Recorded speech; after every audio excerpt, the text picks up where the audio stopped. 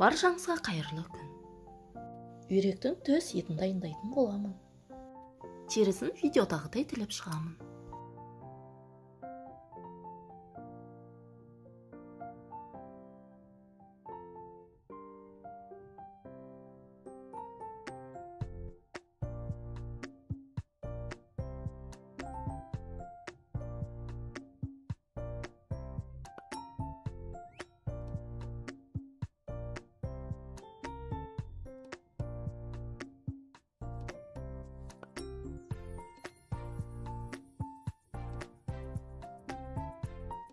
Еттің дәміне қарай аздап тұз себемін.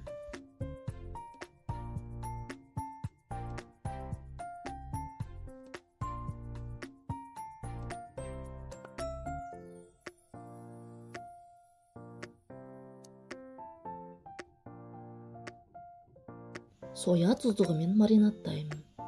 Соя тұздығына күнжіт, пияз, сарымсақ қостым.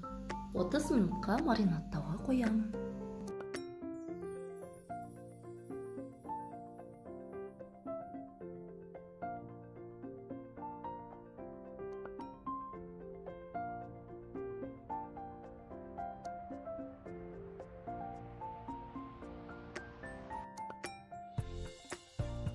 Құрғақ табаға еттің майын астына қаратып саламын.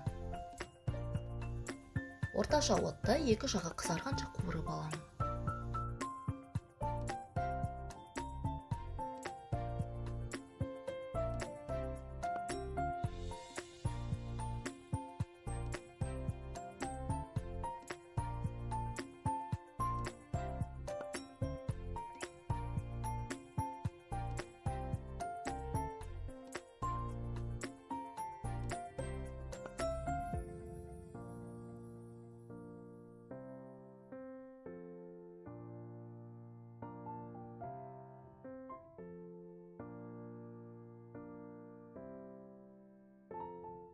Екі 200 градуста алдын ала қызып тұрған пеште 15 минутқа пісіріп аламыз.